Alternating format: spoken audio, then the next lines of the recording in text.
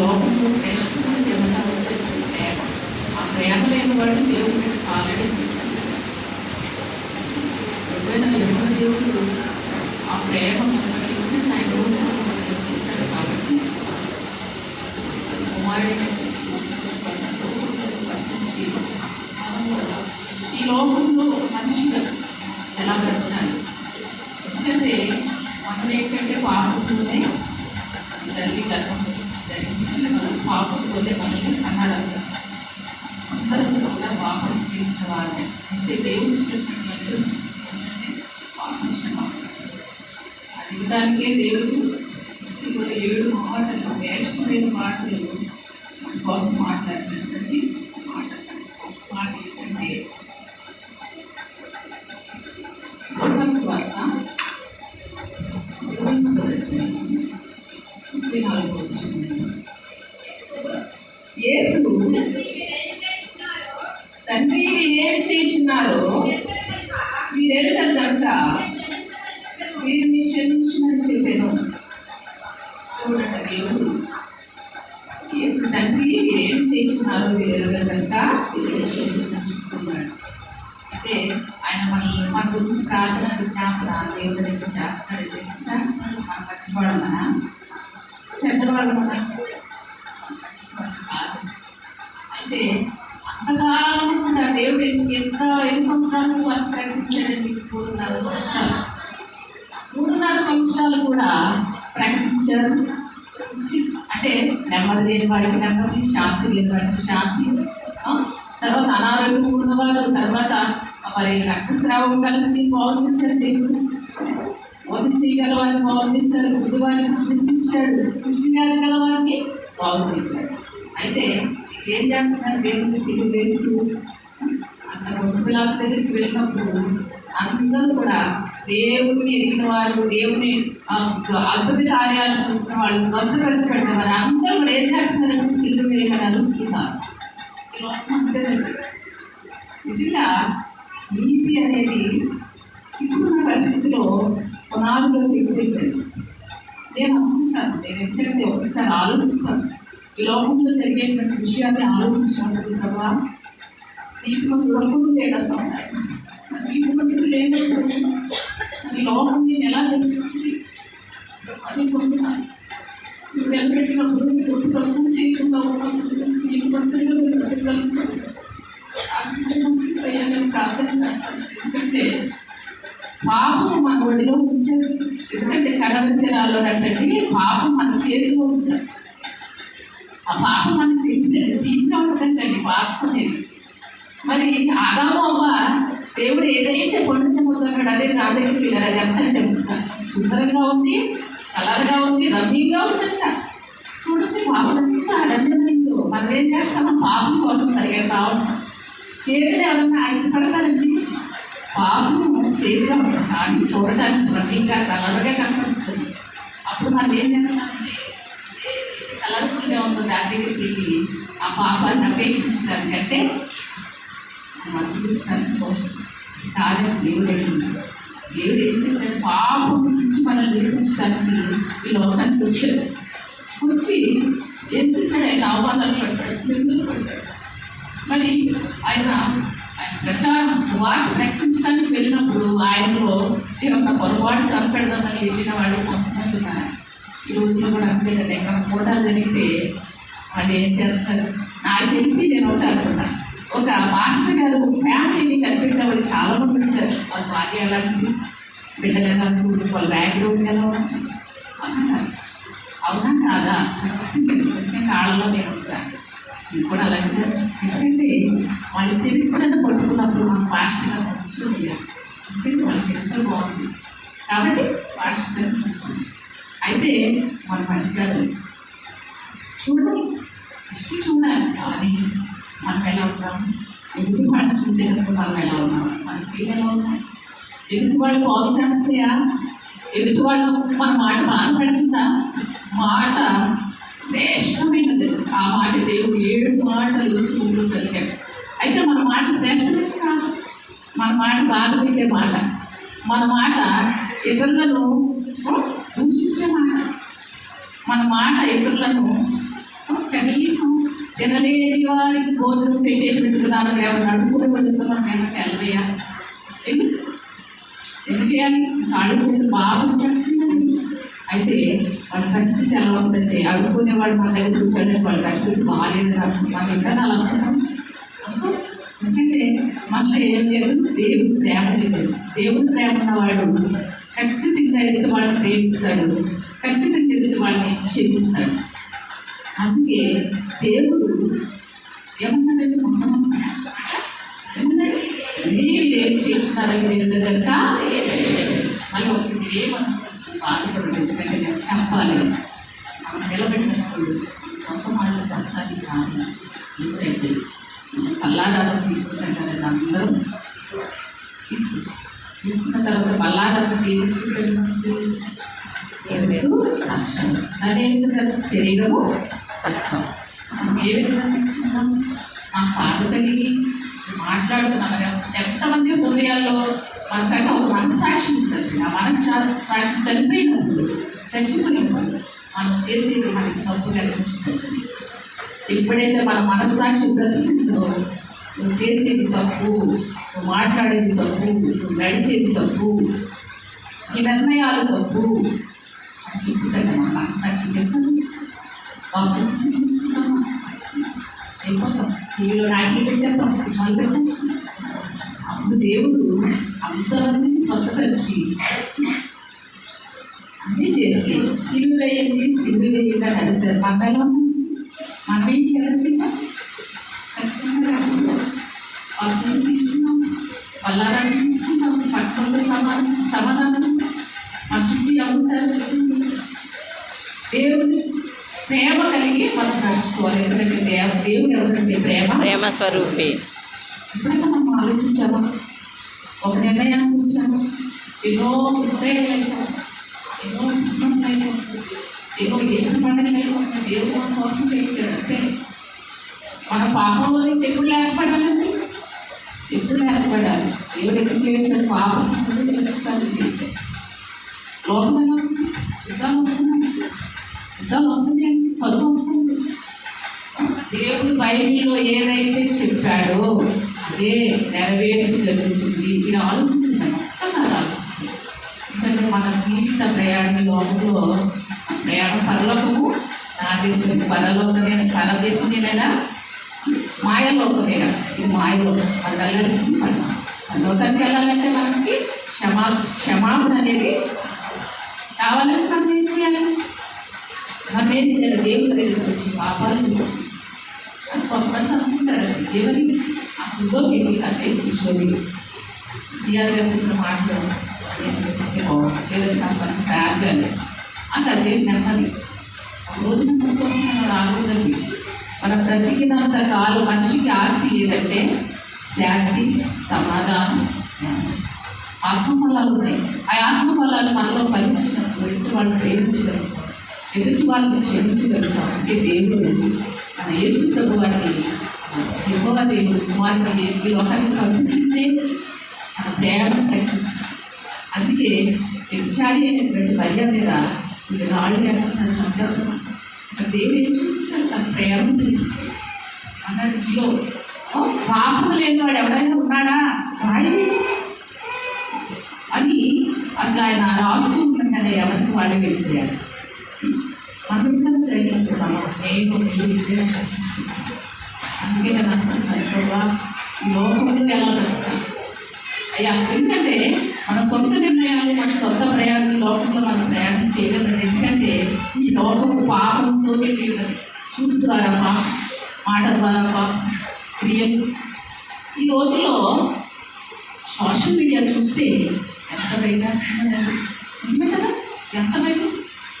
యవనస్తులు వివాహం జరిగినటువంటి కుటుంబాలు సర్వనాశనం అయిపోతున్నాయి. బిడ్డలు కనపడలేదు, భర్త కనపడలేదు, భర్తకి భార్య కనపడలేదు, బిడ్డలు కనపడలేదు. దేవుడు కుటుంబ వ్యవస్థ నిర్మించాడండి మనకి. ఆనాడు అబ్రహాముగా శారా గారికి విశ్వాసం ఇచ్చి మీరు ఏమన్నాడు, మీరు కానీ బిడ్డలు కానీ కుటుంబాలను మీరు వర్తిల్లంటే దేవుడు చెప్తే కుటుంబాన్ని నాశనం చేసే స్థితిలోకి ఆడవాళ్ళు కొంతమంది వచ్చేసారు.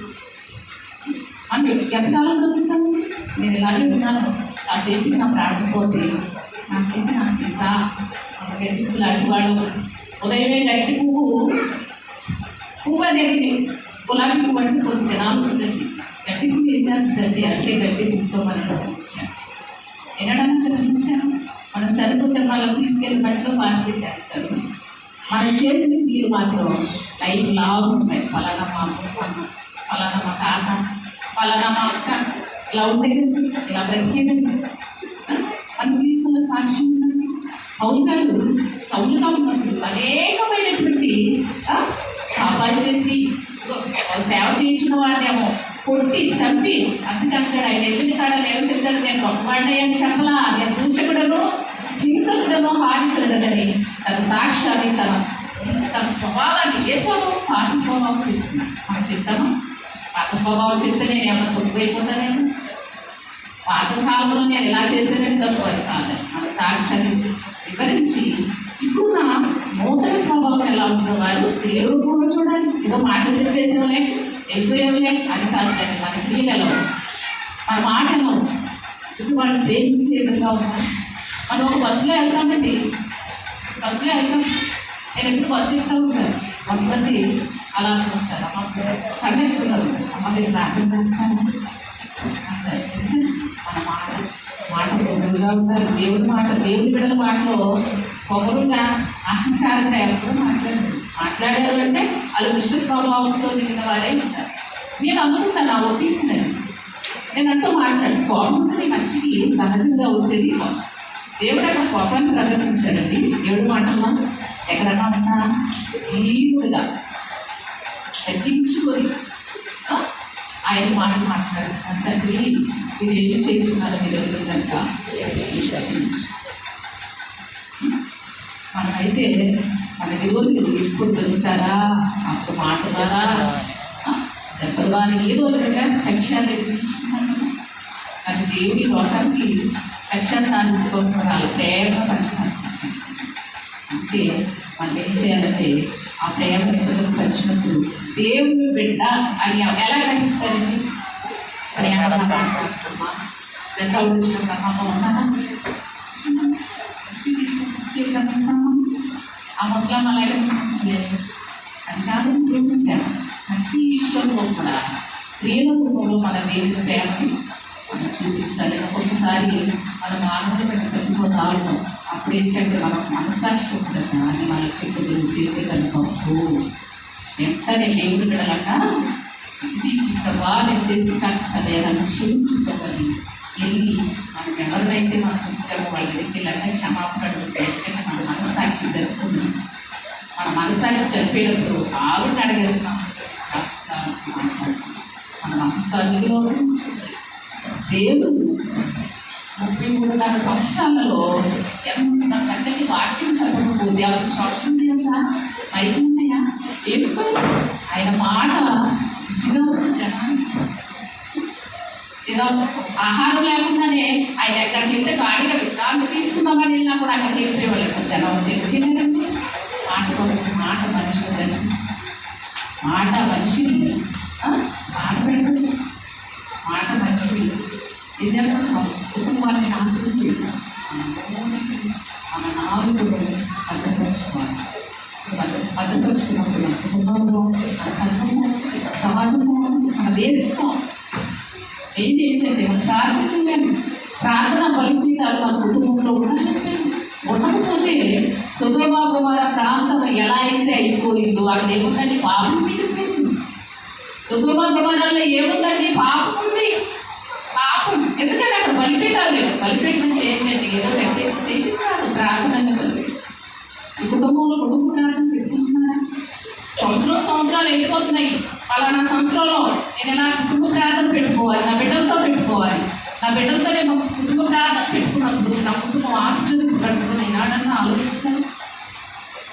ఆత్మీయతలుగా మనము ఏదో వచ్చేసి పరిచయం చేయడం గొప్పతనం కాదు కదా. ఇతరులకు దేవుని వాటిని పంచాలి, సాక్ష్యాన్ని పంచాలి, మన జీవితాన్ని పంచాలి. మాట మీకు చెప్పాలనుకుంటున్నాను ఏంటంటే, గుడిపట్ల గ్రామంలో చెప్పగా జరిగింది. ఎన్నో మాట్లాడారు. ఎంత వీక్ పరిస్థితి, ఎంత హోల్ పెడతారు. ఆయన పాడుతున్నాడు, జగములో లేని పరిపాలన పాట. ఎంత వీక్ ఉన్నాడు, 10 kgs అంటే 30 kgs ఉంటాడు ఆయన. నేను చూడగా అనుకున్న ప్రభా ఎందుకు తీసుకొచ్చాము. ఆయన మాట్లాడగలరా? ఎందుకంటే ఎవరు మాట్లాడుకోవడం ఓటేసుకున్నారా, బ్యాగ్ పట్టుకున్నారా, మంచి హైట్గా ఉన్నాడు. ఆ మనిషి చూస్తాం, వాళ్ళ ఆత్మీయత మనకన్నా చూస్తాము. మన బలం మన శరీరం. కానీ అతను ఎలా ఉన్నాడు తెలుసండి, ఏడ్చాడు. బాగుంటే అనాలనిపిస్తుంది. ఎందుకంటే అతనికి ఎంత ఇష్టమో దేవుడి సేవ చేయాలి. మనం పరిస్థితుల్లో ఉన్నాము, శరీరాన్ని చూసుకుంటాము, అందరం చూసుకుంటాం, బట్టలు చూసుకుంటాం. కానీ ఏనాడైనా దేవుడి కోసం పనిచేయడానికి ఇష్టపడ్డాము. ఆయన వచ్చి నిలబడి జగములో నేనే పాట పాడుతుంటేనండి ఆ హృదయం అంతా పులకించిపోయింది. ఎందుకంటే ప్రభా మంచి గొంతుకిచ్చావు, మంచి శక్తినిచ్చావు, బలాన్నిచ్చావు, కానీ నేను స్థుతించలేకపోతున్నాను దేవుడి దగ్గర. ఏడ్చాడు, ఎంత ఏడ్చాడంటే, ఎందుకంటే ఆయన గట్టిగా మాట్లాడితే గుండె అయిపోతుంది, గట్టిగా పాట పాడితే ఆయాసం వస్తుంది గుండె చదువుకున్న వాళ్ళకి. మరి నీకు తెలుసో తెలీదో నాకు తెలియదు. మరి నేను ఎంత ఏడ్చాను ప్రభా, అవయవాలన్నీ పోతాయి, శరీరాన్ని పాపాన్ని వస్తుంది, శాపాన్ని తెచ్చుకుంది. ఆ బిడ్డతో మీరు మాట్లాడలేదు, అది ఎంత గొప్ప మాట మాట్లాడే నిర్ణయం అంట. హాస్పిటల్లో ఉన్నప్పుడు ఆయన ఒక నిర్ణయాన్ని తీసుకున్నాడు. ఏమని? ఇక్కడ చంపేసి హాస్పిటల్లో చనిపోతాను ప్రభా, లేదంటే నీ సేవకై నన్ను వాడుకుంటే ఇంటికి తీసుకెళ్ళి పోయినా 20-25 మాట ఇచ్చాడు దేవుడి దగ్గర. వాళ్ళ మెసేజ్ చేశాడంట.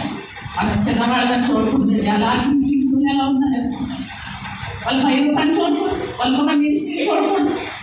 అవన్నీ చూసి మనం పిలిపిస్తాం దేవుడి సేవకులు చూడకుండా.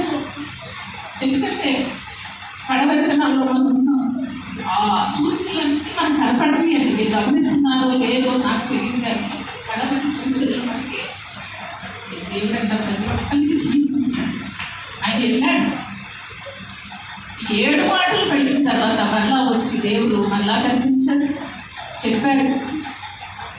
అన్నీ జరుగుతూ ఉన్నాయి. కానీ ఈ చరిత్ర మనం చదువుతున్నాం, కానీ దేవుడు బైబిల్లో ఉన్నటువంటి దాన్ని పాటించలేని స్థితిలో మనం ఉన్నాం. అర్థమవుతుందో లేదు నాకు తెలియదు. కానీ మరలా ఆ మనుషుల రోజు సైమన్ గారు అంటారు. ఆయన ఎక్కడ వైజాగ్ నుంచి వచ్చారు. ఆయన అడిగితే వాడు పంపించి వాడు అలా ఆ చెల్లి దగ్గర కనీసం మాట్లాడలేదు పరిస్థితి, కూర పట్టుకోలేదు. తర్వాత చెల్లి ఏడ్చుకుందంట, ప్రభా ఆయనకు తీసుకొచ్చాము, మాట్లాడే స్థితిలో ఉన్నాడు ప్రభా, నేను మోకరించి ప్రార్థన చేస్తున్నాను ప్రభా. అదొప్పుడు ఎవరో పొరపాటు చేశాడా అనే పరిస్థితి తీసుకొచ్చాడు ప్రభా. నేను మనసు ఆయన స్టేజ్ ఎక్కిన తర్వాత చెప్పుకుంటే నాకు ఎంతో వచ్చింది ప్రభా. నువ్వు బలహీనని నిలబెట్టి మాట్లాడే దేవుడు ప్రభా.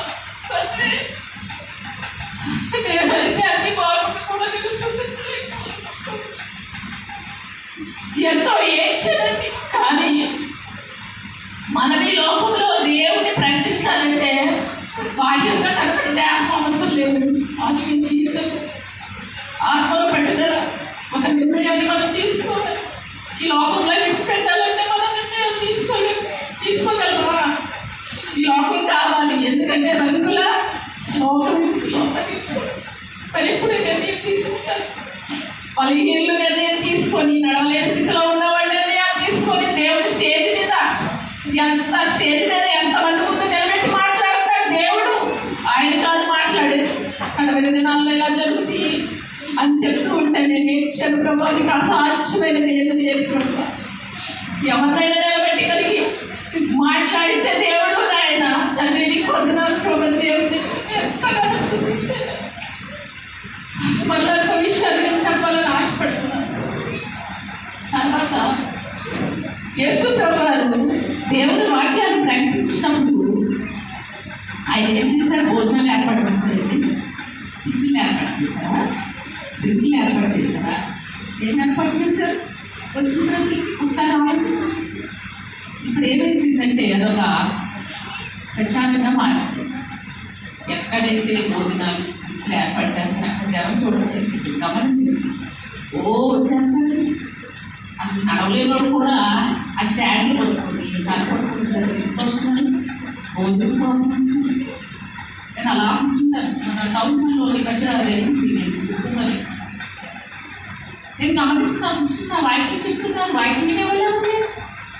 ఆత్మీయ ఆహారం అయ్యా, ఆత్మీయ ఆహారం అందించబడుతుందని మీరు ఒక బోర్డు పెడితే ఎవరైనా వస్తారని చూడండి. భోజనాలు ఉన్నాయని ఒక బోర్డు, 2 ప్లేసులు ఈక్వల్గా మీరు చూసినప్పుడు మీకు అర్థమవుతుంది. ఆత్మీయ ఆహారం కోసం వచ్చేవాళ్ళు కొంతమందే ఉంటారు. ఈ శరీరానికి కావాల్సిన ఆహారం కోసం వచ్చేవాళ్ళు ఎంతో ఊళ్ళోకి వెళ్తూ ఉంటారు. ఎందుకని వేసి కాసేపు గాలి అలా ఉన్నాయని వారికి పంపించే స్థలాలు అన్నీ నేను అడను, కానీ కొన్ని స్థలాలు అలా ఉన్నాయి. దయచేసి నేను అలాంటి చోటు వెళ్ళిన వాక్యం అయిన తర్వాత, ప్రార్థన అయిన తర్వాత అప్పుడు భోజనం చేయాలనుకుంటే మనం చేయాలి. మన శరీరము మన ఈ ఆహారానికి లోబడిపోయినప్పుడు మనకి ఏమొస్తుంది? నిద్ర వస్తుంది, బద్ధకం వస్తుంది. కొంతమంది అయితే మాట్లాడుతూ ఉంటారు, మాట్లాడుతూ ఉంటారు, ఎక్కువచ్చారు ఇద్దరే టైం చాలట్లేదా మాట్లాడుకుంటారు. ఇది దేవుని సరికి భయభక్తులు కలిగి ఇక్కడ నిలబడాలి. వాళ్ళు కొంతమంది కూర్చుంటారు, చేతులు అలా దేవుడు చేతులు లేనప్పుడు పారాలిసిస్ వచ్చినప్పుడు వచ్చి చేతిలో కూర్చొని ప్రభా నాకు చక్కగా కొట్టాలని ఉంది నాయన, కొట్టాలంటే ప్రాణంలో వచ్చేసి కొడతానంటే వస్తాయి చేతులు, వస్తాయండి, రావు కదా. మరి దేవుడు చేతులు గట్టిగా ఎందుకు చప్పట్లు కొట్టలేదు? మీరు కూర్చోడానికి వచ్చారా? అదే మాట్లాడాలంటే చేతులు రెండు ఎక్కలేకంటే ఆమేన్.